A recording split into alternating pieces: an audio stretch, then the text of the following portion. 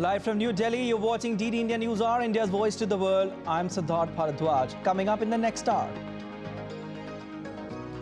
US President to hold talks with Chinese counterpart Xi Jinping in San Francisco on sidelines of APEC summit. Talks aim to resume US-China military communications. Israel raids Al-Shifa hospital, raids target specified area of hospital, asks Hamas to surrender. On the occasion of National Tribal Pride Day, Indian Prime Minister Narendra Modi will kickstart Viksit Bharat Sankalp Yatra, a nationwide outreach and awareness campaign.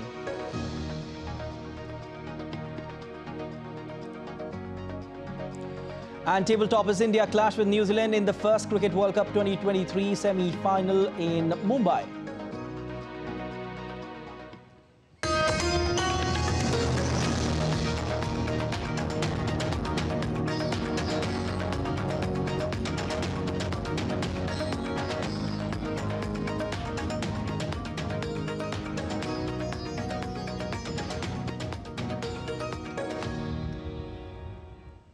President Joe Biden and Chinese President Xi Jinping will discuss improving communication and addressing competition at the Asia-Pacific Economic Cooperation Summit on Wednesday. The meeting in San Francisco Bay Area will be the first face-to-face meeting between Biden and Xi in a year. It will be only the second in-person meeting between the two leaders since Biden took office in January 2021. The agenda of the meeting is to resume normal communications between the two superpowers, including military-to-military contacts.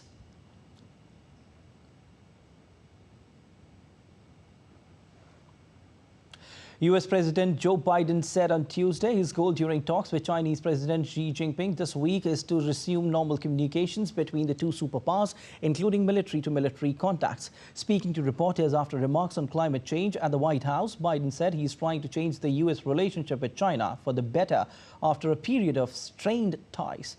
The two leaders meet on Wednesday in the San Francisco area. To get back on a normal course of corresponding, being able to pick up the phone and talk to one another if there's a crisis, being able to make sure our military still have contact with one another. As I told you, we're not trying to decouple from China, but what we're trying to do is change the relationship for the better. DD India correspondent Ira Spitzer has more from the APEC summit in San Francisco. Both Joe Biden and Xi Jinping have arrived in San Francisco ahead of this long-anticipated meeting on the sidelines of the Asia-Pacific Economic Cooperation Summit. Top officials from both countries have exchanged visits over the past few months, setting the stage for the leaders to actually meet. Now, this will be the first time that Xi and Biden have met face-to-face since almost exactly a year ago on the sidelines of the G20 summit in Bali. Speaking ahead of the meeting, President Biden said one of the outcomes that he will be looking for from this sit-down with the Chinese president is the resumption of military-to-military communications, which China cut off in the wake of several diplomatic incidents, including the visit by then House Speaker Nancy Pelosi to the island of Taiwan last year, followed by the U.S. shooting down a Chinese balloon that had entered U.S. airspace earlier this year. Chinese officials have said that President Xi will be seeking assurances that the U.S. is not seeking a new Cold War, and the Chinese leader has long expressed frustration with U.S. military engagement in the region, especially in the waters of the Pacific, as well as long-standing U.S. support for the island of Taiwan, which, of course, China claims as its own territory. President Biden also plans to discuss the ongoing conflicts in both Gaza and Ukraine. And now China, of course, has much closer relationships with both Russia and Iran than the U.S. does. Two countries very much involved in those conflicts. And the U.S. has recently expressed concern about Chinese firms supplying material support to the Russian military, allegedly supplying that support, which would be a violation of U.S. sanctions. Now, one area where the White House has expressed some optimism is the possibility of an agreement with China to help stem the flow of the synthetic opioid fentanyl, as well as the precursors used to make fentanyl from China Now, that drug has been largely responsible for the overdose epidemic here in the U.S., including here in San Francisco. Now, almost no one is expecting any major breakthroughs to come out of this meeting. However, just the fact that these leaders are talking at all is significant given the recent breakdown of the relationship. And for that reason, the eyes of the world will be very much focused on this city and this meeting. Ira Spitzer reporting in San Francisco for DD India. Strengthening security and defense cooperation will also be the agenda at the 10th ASEAN Defense Ministers meeting plus beginning Thursday in Indonesian capital Jakarta. The ADMM is the highest defense consultative and cooperative mechanism in ASEAN. The ADMM Plus is a platform for the ASEAN member states and its 8 dialogue partners, including India, US, China, Russia, Japan, South Korea, Australia, and New Zealand. India's Defence Minister Rajnath Singh will address the forum on regional and international security issues.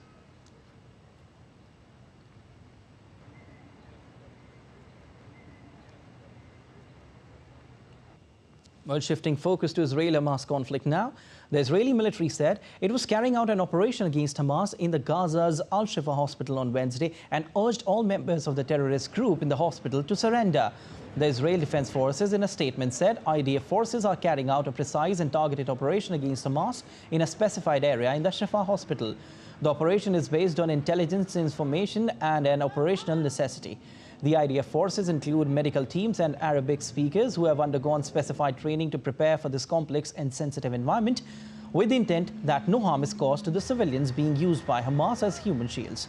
Israel has said that Hamas has a command center underneath Al-Shifa hospital, the biggest in Gaza, and uses the hospital and tunnels underneath to conceal military operations and to hold hostages. Hamas denies it. The US said on Tuesday that its own intelligence supported those conclusions.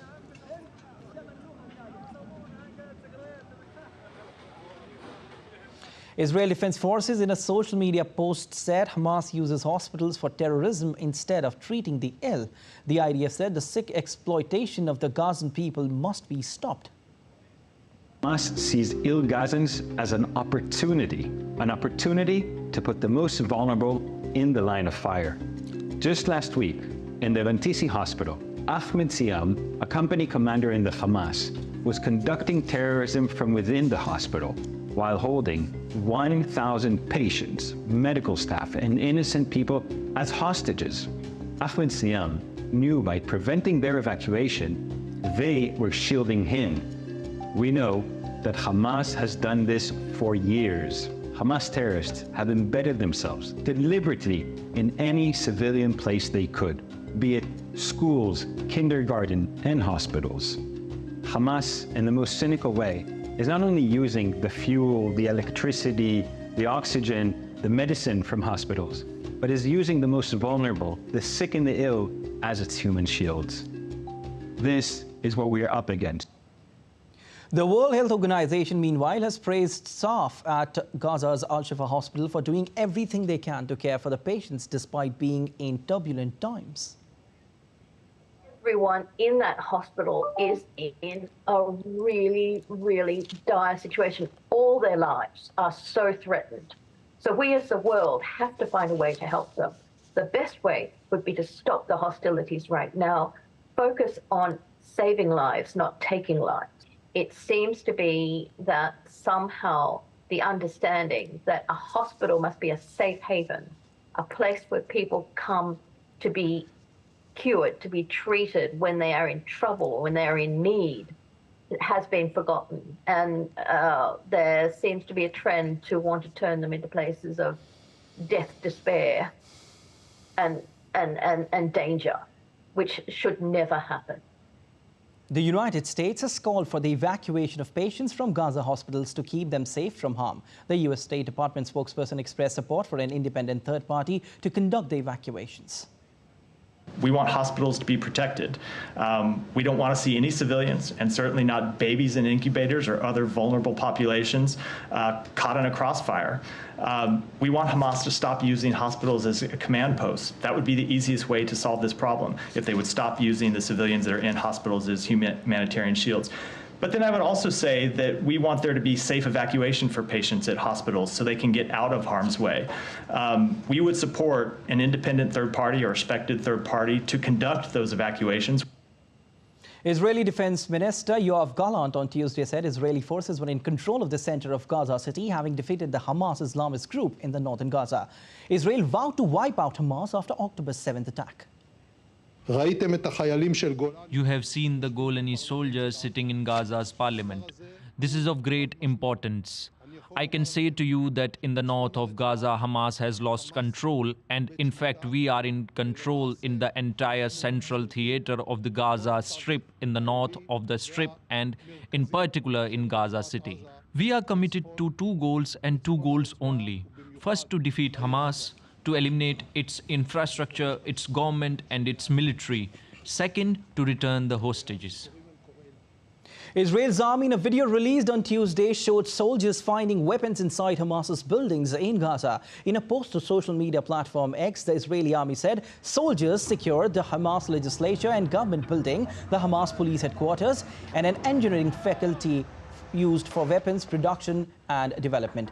Small arms, rifles, bullets, and at least the outer shells of precision-guided bombs appear in the Israeli military's footage.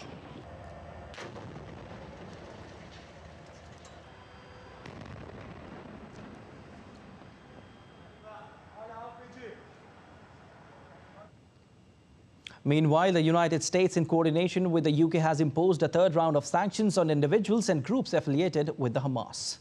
The United States said the sanctions target key Hamas officials and the mechanism through which Iran provides support to Hamas and its ally, Palestinian Islamic Jihad, another terrorist group.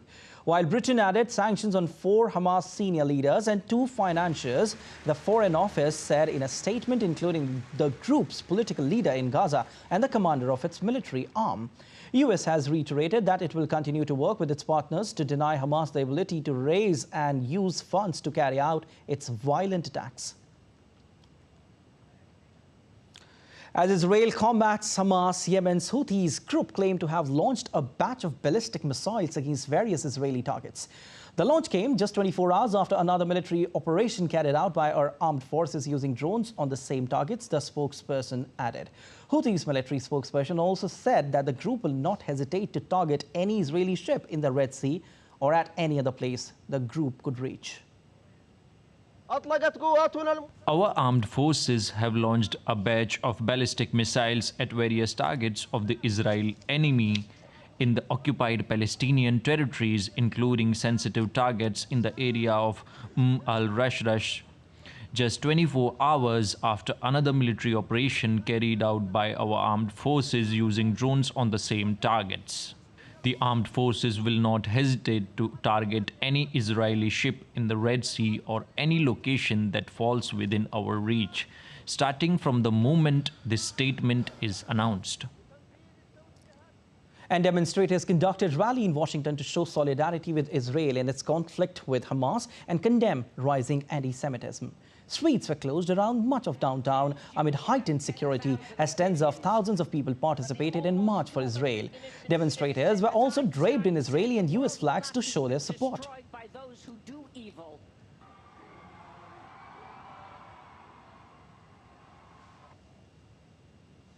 Meanwhile, the start of the rainy season in Gaza on Tuesday has piled on even more despair as many find themselves homeless or living makeshift tents with the prospect of flooding causing apprehension about the spread of disease. The United Nations relief agency UNRWA has reported that 580,000 displaced people in southern Gaza have sought shelter and that overcrowding coupled with heavy rain will make conditions even worse. World Health Organization spokesperson Margaret Harris has issued a statement on the difficulty of the situation for those already displaced in Gaza, saying rain will just add to the further suffering. And still to come on DD Indian News Hour.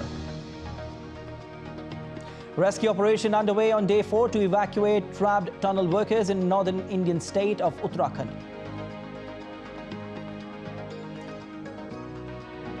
India joins IPEF Global Supply Chain Resilience. Piyush Goyal inks agreement in US. And in a rare incident, a wild elephant gave birth to a calf in the premises of a house where We tell you later.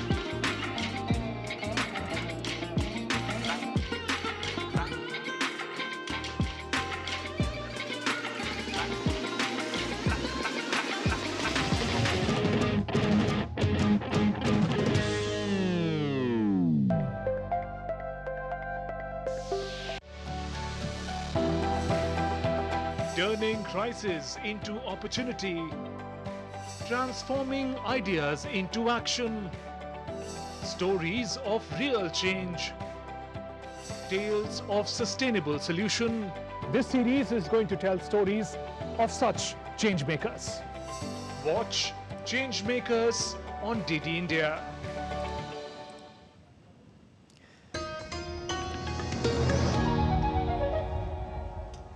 You're watching DD India News Hour. I'm Siddharth Bharadwaj, and in the northern Indian state of Uttarakhand, relief and rescue operations are still underway for the fourth day to evacuate the 40 trapped workers from the Silkyara tunnel collapse site. The authorities are continuously in connection with the trapped workers via walkie-talkie. The Uttarakhand government's 6-member expert committee is probing the incident, and the 40 workers who have been trapped in the collapsed tunnel for 2 days now are safe. They are being given food, water and oxygen.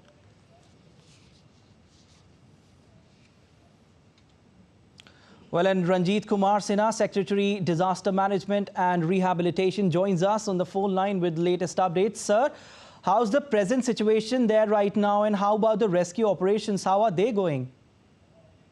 Two things. First is the 40 trapped personnel, they are safe. Communication has been established, as you know. We are sending food and water through pipe, and oxygen is also being, inside. About rescue operation, we had deployed some auger machine to drill through the debris. Yeah. But somehow, because of more boulders coming from upper part, part of the tunnel and debris, and because of boulders, huge boulders, our machine got some glitches are there in the machine. It's not functioning. So now we are getting new machines. NHDCIL and Government of India is sending new machine from Delhi, big machine. Okay. To Chinyaliswar. From Chinyaliswar, we'll get the machine to the site. Okay. And then we'll try again. Okay. This is what the situation is. Yeah. So how much time will it take for the machines to reach at ground zero and start functioning so that the trapped workers who are there could be evacuated as soon as possible? We'll try to establish the machine at the site for drilling by the end of this evening. And we'll try to drill through. Okay, definitely. And what all are the teams which are present there apart from NDRF, SDRF and special team along with police who are there to speed up the process so that the workers who are trapped, 40 workers, could be evacuated at the earliest? See, this is basically Government of India project. Government of India is doing everything they can to the rescue. Okay. State government is there to provide all the support. SDRF, NDRF, our health team, district administration, police administration, everyone is there. I was there at the site too. Okay. I got back and I have seen myself what is happening and how things can be done. Okay, sir, you've just said that communication has been established from the workers who are trapped inside the tunnel, the collapsed tunnel. What are they saying from inside? If you could just tell us, because communication is being established, and has been established through walkie-talkies only. What are the workers saying who are there? Workers are not panic. They are not panicky. They are cool. We are getting information about debris also from the other side. Okay. What is the extent of debris on the other side? How it can be removed? They are also giving some inputs about debris and collapse. So this is helpful for the rescue mission also. we have also, informed the family member of the personals residing in different states about their well-being. So they are in good health, and we are trying to keep them in good health. Okay, sir, definitely food, water and oxygen is being provided to the workers who are trapped inside. What sort of food is being given to the workers who are there? Mostly dry food, dry fruits and bread and everything. Dry food only. Okay. Not liquid. Okay, all right. In terms of liquid, we are providing water. Okay. And glucose and everything. Yeah. Okay, and with what medium the oxygen is being provided to those workers who are trapped? There are two lead pipe already there at the site, which goes through the debris other side. One is 300 mm pipe, another is a little bit thinner pipe. Okay. Through thinner pipe, we are sending oxygen, and through 300 mm pipe, we are sending food, water, and other things. Okay. Could you just tell us, please, that what all are the challenges faced by the authorities to drill through the debris, and why there is a need to call up the machines from New Delhi? Because the upper part, roof part is quite weak there at the site. Okay. The collapse happened. Okay. And because of the weakness of the upper part, the debris are keep coming. We get the debris out, and then again some debris come from upper part. So it's quite complicated. Now boulders are also coming. Because of mixed boulder and debris it's very difficult to drill through. Our machines are getting stuck. Okay. So that is the reason to drill through the boulders. We are getting big machines. Government is sending big machines to the site. Okay, my last question to you, sir. An expert committee has been formed to investigate the reason for collapse. Any updates on how will it be done? See, they have seen the site, and they have also went to the upper part, hill part, whether there are some sinking is happening on the upper part of the hill, and the nature of the rock and soil. Okay. They have taken the sample, and they have seen everything, what has been done there, how alert system are working. Yeah. So accordingly, they will submit their report. This is a routine procedure. All right. On that note, thank you so much, sir, for joining in. While India celebrates Tribal Pride Day on Wednesday, the day is dedicated to honoring the legacy of the revered tribal freedom fighter Birsa Munda, whose indomitable spirit and relentless struggle against colonial rule continue to inspire generations. Indian Prime Minister Narendra Modi paid floral tribute at the statue of great tribal leader Birsa Munda today in Ranchi. PM Modi also visited Birsa Munda Memorial Park cum Freedom Fighter Museum in Jharkhand's capital during his two-day state visit. Later on, he will also visit Ulihatu village, the birthplace of Birsa Munda.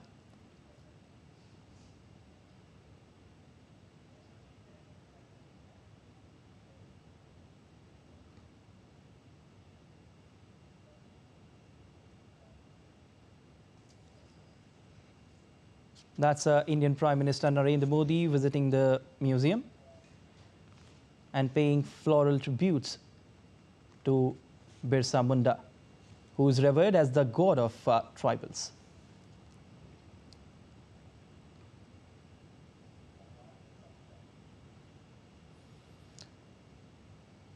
On your screens is Indian Prime Minister Narendra Modi visiting the museum, and he also paid floral tributes to Bhagwan Birsa Munda, who's revered as the god of tribals.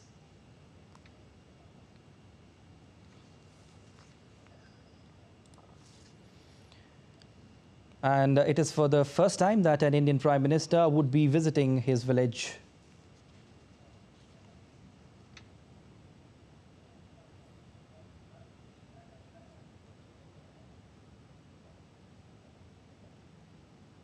Bhagwan Birsa Munda is revered as the god of the tribals. For the first time, an Indian Prime Minister would be visiting his village. Here's a report.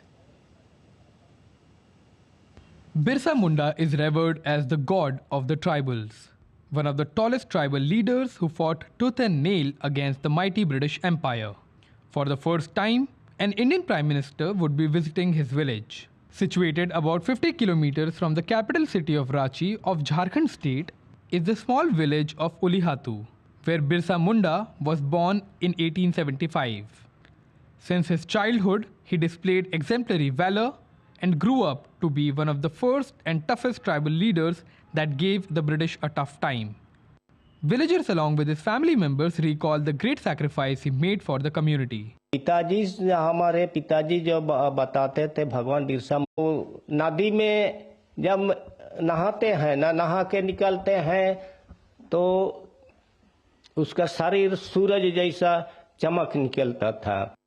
After paying floral tributes at his birthplace, Prime Minister Narendra Modi will interact with the family members of Birsa Munda at his village. The family members are excited to meet the Prime Minister as they will have a chance to interact with him for the first time. इस बार प्रधानमंत्री बिरसा मुंडा के वंशज पर पहुंच रहे हैं. उनसे बहुत भाग्य के साथ बात करेंगे सौभाग्य से और उनसे भी बहुत हम लोग बात करेंगे. Marking the occasion of Janjatiya Divas or National Tribal Pride Day, Prime Minister Narendra Modi will also address a mega rally from Khunti on 15th November. Prime Minister is expected to address the mega rally where he will be talking to the tribal community of not just Jharkhand but across the country. The Prime Minister is also expected to make some mega announcements related to the welfare schemes for the tribal community. The tribal community across the country will benefit through these mega schemes which the Prime Minister is expected to announce from here. With camera person Shambhunath Mishra, this is Dibyendu Mondal from Ranchi for DD India.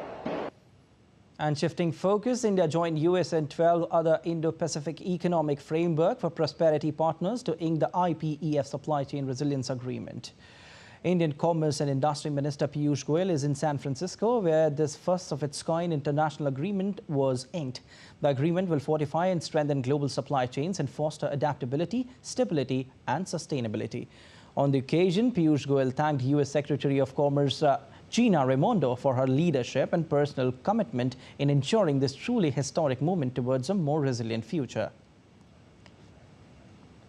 Besides, on the sidelines of the IPEF meeting, Piyush Goyal met his counterparts from Malaysia and Indonesia and also president of an American semiconductor company. First, he had a productive discussion with his Malaysian counterpart. The Indian minister urged Malaysia, which is the ASEAN coordinator for India, for an early conclusion of review of ITIGA agreement. Piyush Goyal then held a productive discussion on deepening India-Indonesia trade and investment ties with Indonesia's coordinating minister for economic affairs. The India minister also met President and CEO of Lam Research, Tim Archer. They discussed innovation-led future and investment opportunities in India's semiconductor and deep tech space that is ably supported by a robust talent pool. Meanwhile, Piyush Goyal addressed entrepreneurs from Indian diaspora in California, US. He highlighted the role of digitization in the country's growth. Today, all of the programs are developed on the back of huge amount of engagement with technology, getting to the root cause of every problem, resolve that problem using the latest in terms of digital software, digital ideas. And I'm happy to report to you that just as we had discussed last year when I was here, sometime in September, we have continued to do well in the Indian economy. We continue to grow at about 7%.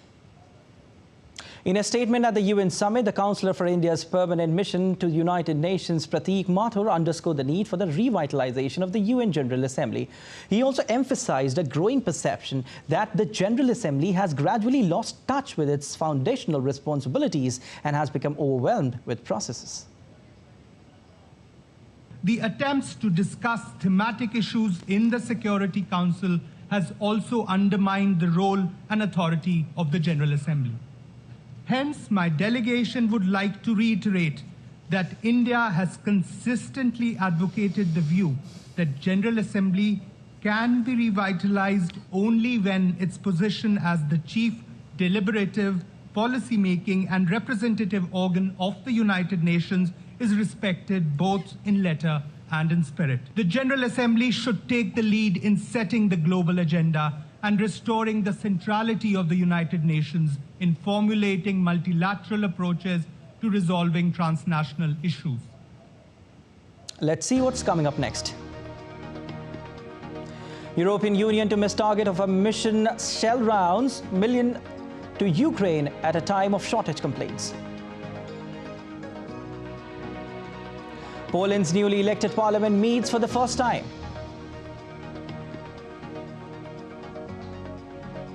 And we tell you how a crucifix stuck in child's throat was removed by a medical team.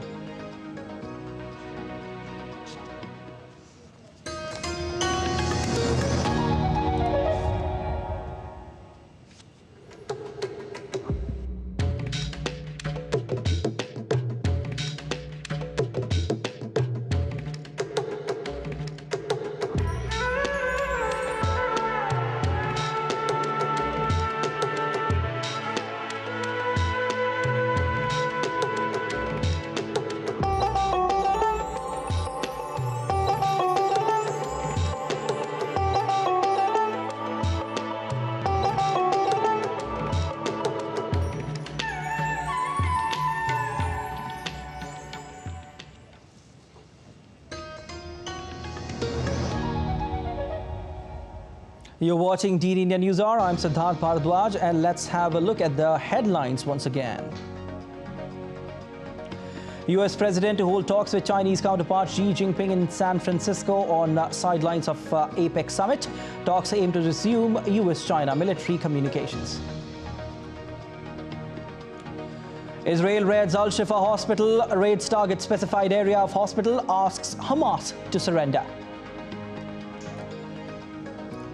On the occasion of National Tribal Pride Day, Indian Prime Minister Narendra Modi will kickstart Viksit Bharat Sankalp Yatra, a nationwide outreach and awareness campaign.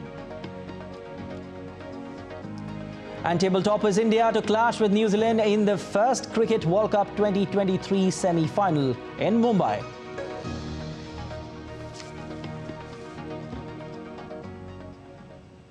We tell you more about the lead story we are tracking here at the News Hour.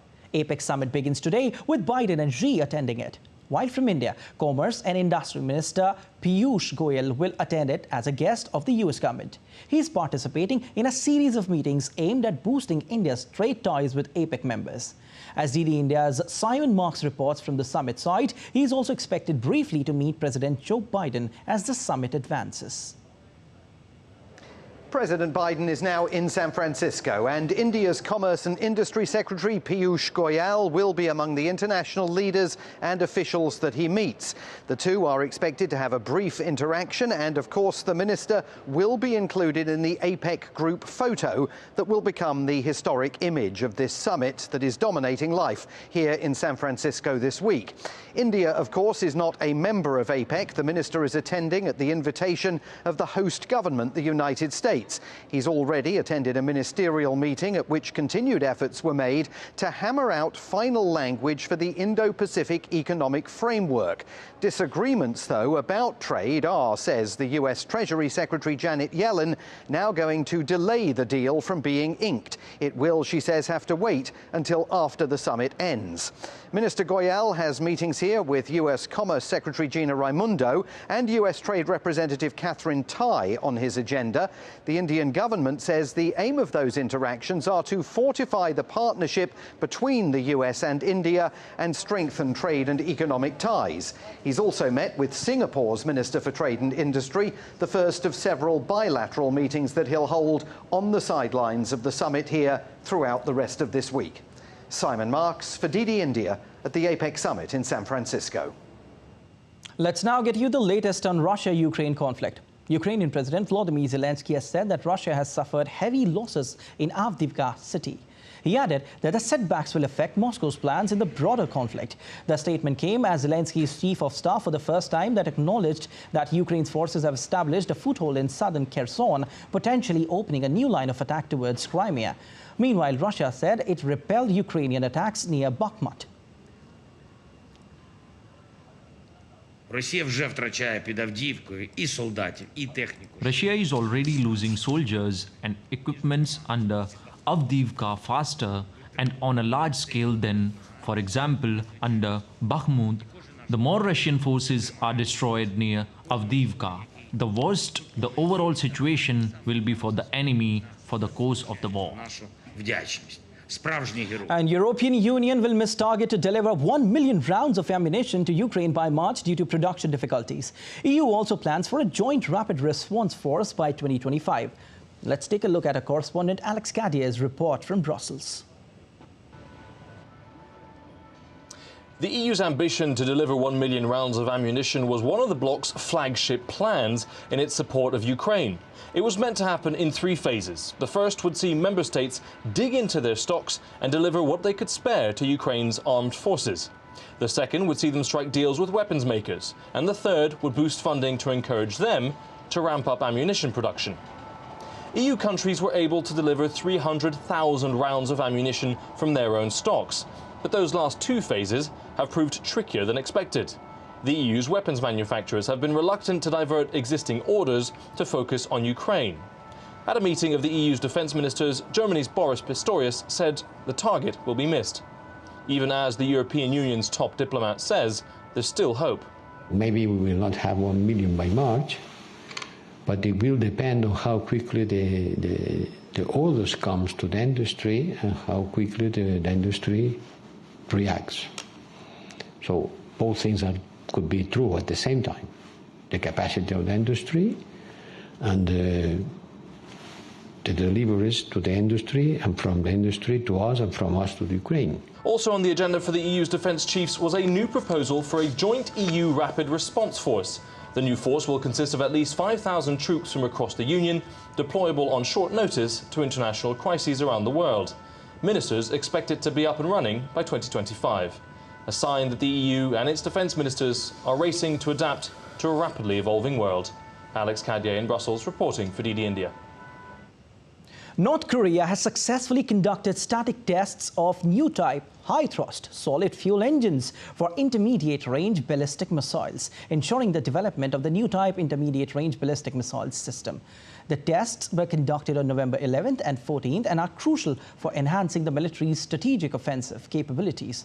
Pyongyang announced a Russian delegation visiting the country, while North Korea and Russia have denied any arms deals, despite pledging closer military cooperation at their September summit.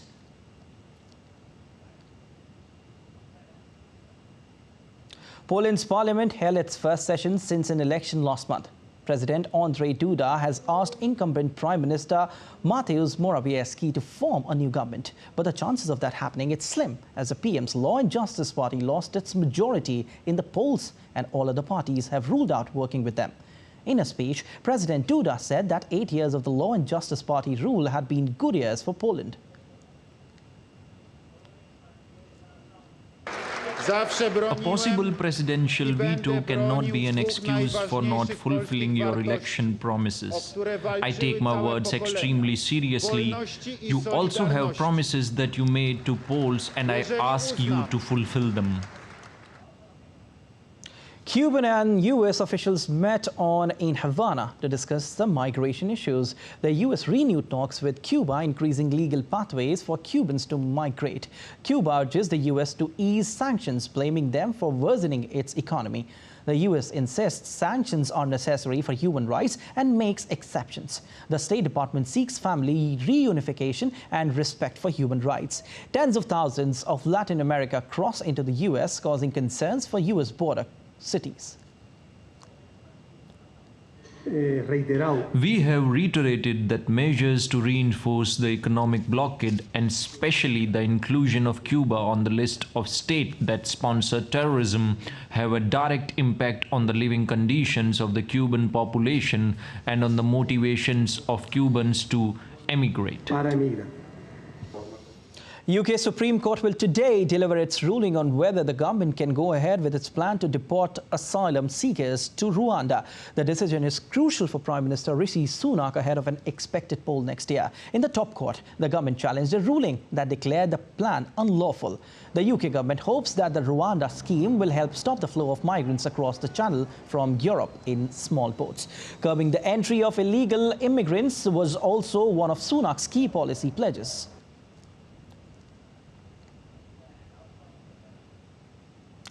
The Sri Lankan Supreme Court has ruled that former President Gotabaya Rajapaksa and his brother, ex-Prime Minister, were among several government officials who were responsible for the country's worst economic crisis in decades. The court delivered its verdict on a petition filed against 13 former officials by a rights group.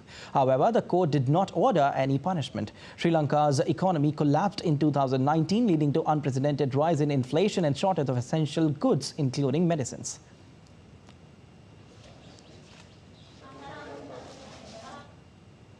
And Iceland's Civil Protection and Emergency Management Department reported almost 1,800 residents of Grindavik were allowed to return to their homes after being evacuated on November 11th. The town was fully evacuated after seismic activity and underground lava flows intensified on the Reykjanes Peninsula near the capital Reykjavik, due to which elevated levels of sulfur dioxide were detected by new meters near the town. The agency said an eruption could not be ruled out due to the gas's presence.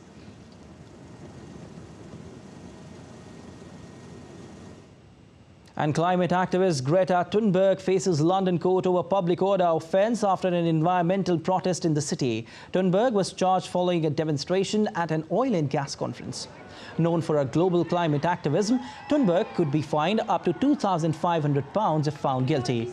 This incident follows previous arrests and removals from protests in Sweden, Norway and Germany.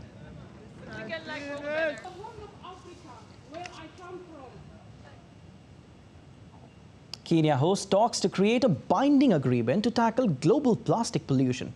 Stakeholders want oil-producing nations to be heavily involved. Deadline for the treaty is March 2024, with slow progress raising concerns. DD India's correspondent Isabel reports from Kampala. It will be the first legally binding treaty to reduce plastic pollution, which environment campaigners warn could double in the next 20 years. Last year, more than 170 countries agreed to have a UN treaty to combat plastic pollution.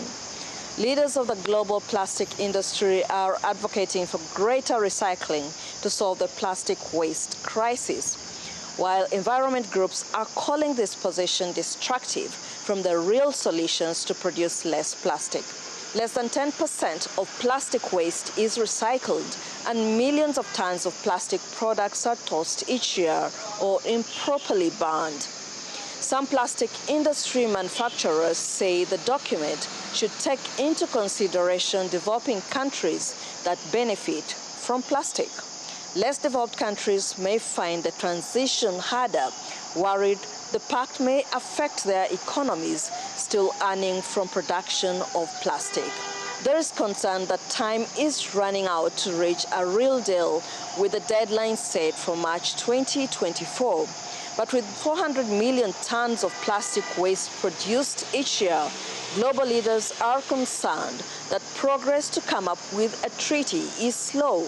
The meeting ends on Sunday, and delegates hope to make considerable headway by then. Isabel Nakiria in Kampala, reporting for DD India. And let's take a look at other stories making news around the world.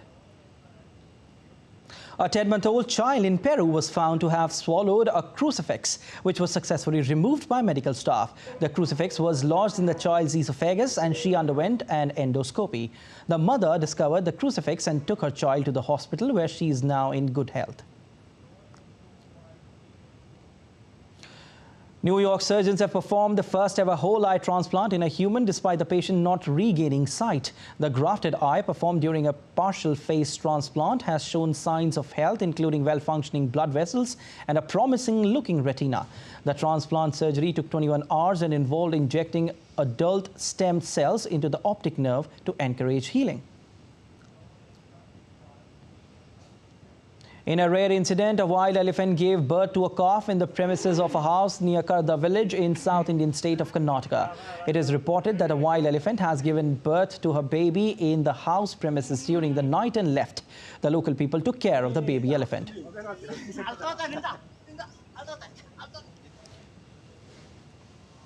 The 22nd annual Christmas at the Grove tree lighting celebration took place on November 13th, turning the Grove into a winter wonderland with family-friendly activities, live music, Santa Claus visits, and a 100-foot white fir Christmas tree lighting, along with fake snowfall and a fireworks show finale.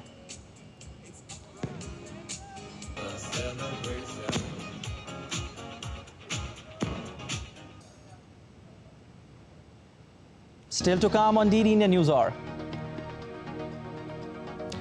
US House passes spending bill to avert government shutdown. And US stocks surged after fresh data revealed inflation slowed more than analysts expected.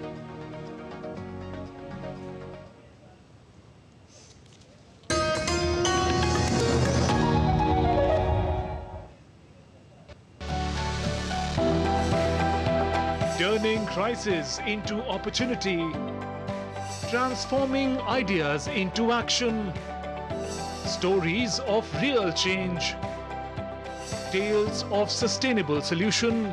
This series is going to tell stories of such change makers. Watch Change Makers on DD India.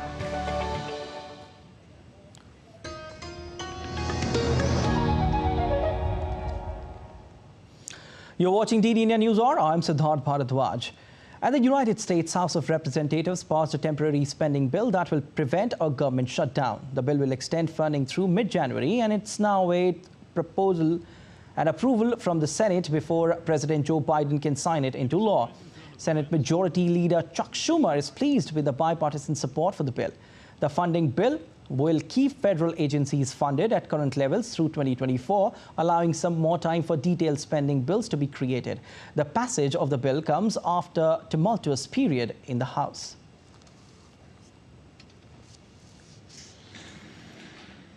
US stocks surged Tuesday after fresh data revealed inflation slowed more than analysts expected. October's consumer price index has fueled hopes on Wall Street that the Federal Reserve is finished with its policy of raising interest rates. William Denslow reports from New York. CPI in October came in flat versus a 0.1% month-on-month increase that analysts had expected. And excluding volatile food and energy prices, so-called core CPI ticked up at its slowest rate in 2 years. This reading from a closely watched inflation gauge has sparked hopes on Wall Street that the Federal Reserve will hold off on any further interest rate hikes as part of its campaign to cool price pressures. The Dow ended the day up 1.4%. The S&P posted its best session since April, closing up 1.9%, and the Nasdaq was up 2.4%. It was also a strong trading day for Home Depot. The home improvement company's shares leapt over 5%, following a strong earnings report. William Denslow in New York reporting for DD India. On to sports now. India will face New Zealand in the first semi-final of the ongoing World Cup at the Wankhede Stadium in Mumbai on Wednesday. Rohit Sharma's men aim to continue their flawless record, having triumphed in all 9 of their matches, while Kane Williamson's New Zealand seek to recreate their 2019 semi-final success.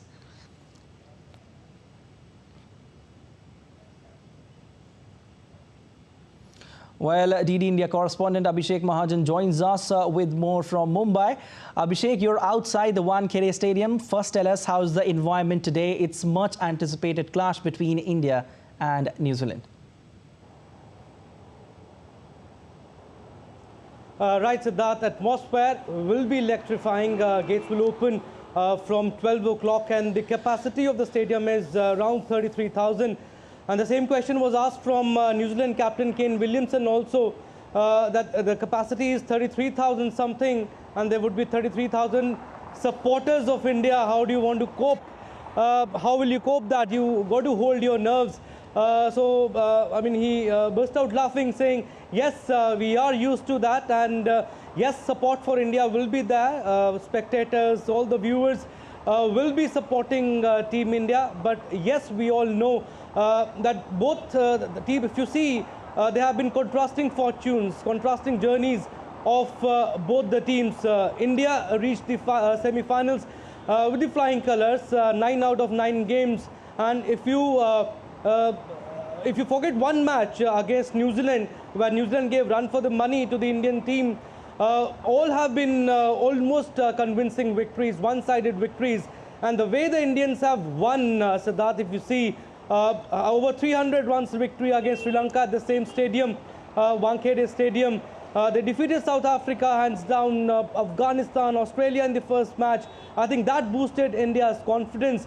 But yes, talking about today's game, Siddharth, whatever has happened has happened. That's what New Zealand captain also said. It's altogether a different game, these knockouts. And at the Wankhede Stadium, India, they do not have a very good record playing the semi-finals at the Wankhede. In fact, they have not won any semi-final playing at this ground. If you talk about Nehru Cup, if you talk about 1987 World Cup semi-final that India lost. And also for the records, New Zealand, this is their 5th consecutive semi-final. We all know that from those 5 semi-finals, they have reached finals of 2 World Cups, 2015 and 2019. You cannot afford to take New Zealand lightly, but yes, the way Indians have been playing, Siddharth, if you see, there has been no weak link of India. If you talk about batting, except Shubman Gill and Surya Kumar Yadav, everyone has scored 100. Be it KL Rahul, be it Shreyas Iyer, be it Rohit Sharma. Rohit Sharma, in fact, has scored a century. Virat Kohli has scored 2 centuries. But players who have not scored centuries, they have converted their scores. They have got the starts and they have scored 50s. Shubman Gill has scored 3 50s in the tournament. In the bowling also, if you talk about, I mean, there have been 5 bowlers. People were talking that, what if there is a need of a 6th bowler? But yes, this was asked from Rohit Sharma yesterday, but he said that there is no need. I mean, Kuldeep Yadav, he was a little expensive against New Zealand, the match that was played in Dharamshala, but he made a superb comeback. And we have seen, Siddharth, that there's always a weak link. Opposition, they target the 5th bowler, but there is no bowler to target in the Indian team, and that's how Indians have been performing. Kuldeep Yadav, Ravindra Jadeja, I mean, the trio, pace trio, if you talk about Mohammad Siraj, Mohammad Shami, Jasprit Bumrah, all have been in superb form. And let me tell you, Siddharth, if Indians play the same way they have been playing in the tournament, it will be very difficult for New Zealand. But yes, toss will be very important. If India wins the toss, they will look to bat first, because ball seems a lot in the under lights. So that will give a lot of confidence to the pace trio. But even if India is bowling first, but yes, 300 would be a par score here, and India would like to defend that. But yes, Indians are clear favourites here, the way they have played in the entire tournament. Well, definitely, we have a lot of memory associated with Wankhede Stadium. Abhishek, who can forget 2011 when India lifted the World Cup and MS Dhoni was the captain. And today it's semi-final clash, also much anticipated between India and New Zealand. How's the pitch behaving? Yeah. Yes, Siddharth, pitch is a little tricky here at the Wankhede Stadium. Like I said earlier, Rohit Sharma was at the ground last night in the sense last evening.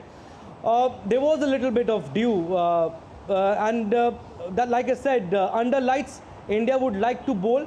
But yes, both the captains will be tempted to bat first at the ground if they win the toss, because the 4 matches that have been played here at the Wankhede, the average score batting first is 357, and the average score batting second is 188. So you can see the stark contrast when you bat first and when you bat second. And why 188 is the average score is just because of the Glenn Maxwell innings that was played against Afghanistan. So you can see the difference. So obviously, Rohit Sharma yesterday said at the press conference that toss is not a factor. But yes, it must be playing in his mind. Yes, toss is a factor. And whoever wins the toss will look to bat first here at the Wankhede. Well, certainly we expect a high-scoring encounter here at the Wankhede Stadium. Thank you so much, Abhishek, for your analysis. Argentina's soccer team is gearing up ahead of their World Cup qualifier match against Uruguay, scheduled to take place on Thursday.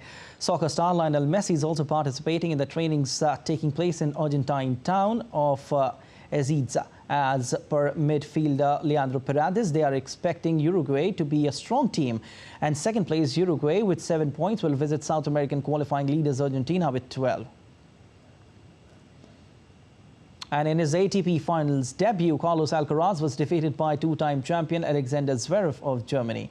Zverev delivered a clean hitting performance to win 6-7, 6-3, 6-4 against the Spaniard. Zverev made his sixth appearance at the prestigious year-end event.